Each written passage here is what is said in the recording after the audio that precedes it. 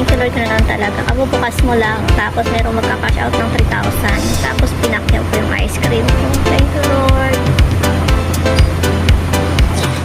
Thank you Lord Jesus talaga. Tanggal yung pagod ko sa pamimili. Kasi namili ako.